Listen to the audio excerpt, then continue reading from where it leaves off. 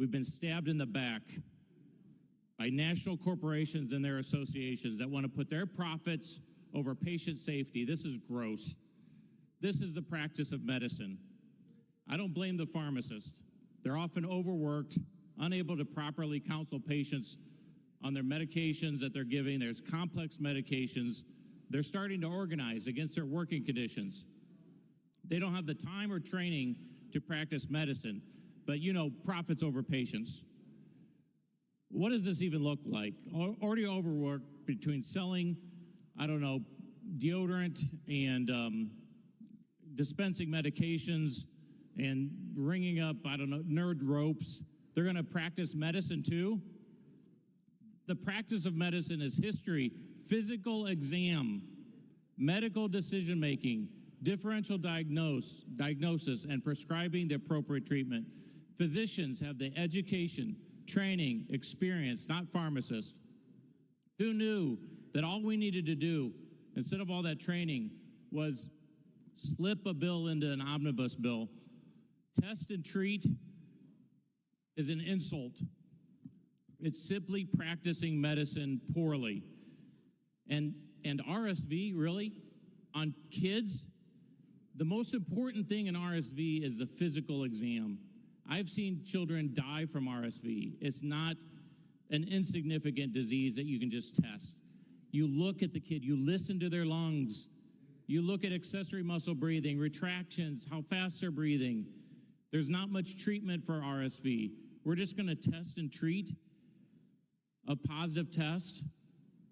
This is outrageous. Flu, let me guess. Every patient with a positive test for flu will get a very expensive Tamiflu prescription as they go out the door. To my knowledge, in the time I've been here, we've never used a vehicle like this to take a scope of practice issue and put it into Medicaid omnibus or BIMP or other things. And so I want to express my concern about that. I know I've spoken with Leader Gabel, and again, she just expressed here today that there's a commitment to continue to work on this language.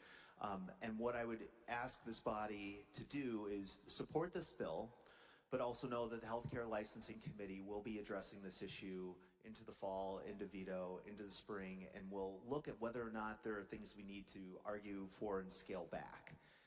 I think that there's some important things here to do. My own personal position is, I think, for instance, treatment of flu with Tamiflu is, to me, not controversial. But more importantly, that's something for the committee to discuss and debate.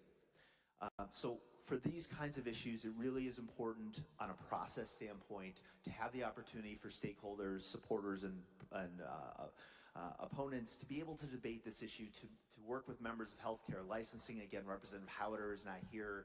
He very much wanted to express on the House floor his opposition to this language and the request of me and of Leader Gabel that we can revisit this in healthcare licensing, and it's my commitment to this body that we will do that. Mention Stephanie, who is a constituent of mine, and kind of go on record, more importantly, for her dear son, Amias, who is medically fragile.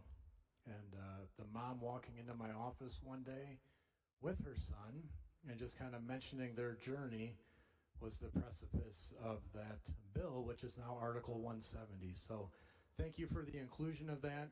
There really is we have serious workforce issues, and we feel that this will enable people to get tested in an easier, and tested and treated by more trained professionals.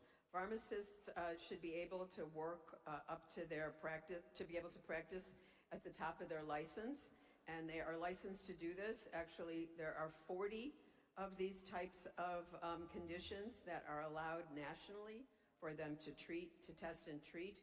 We are just asking for 5 of them to be included. Pharmacists are trained in medications and interactions of medications, and I think that they will be able to do this job well.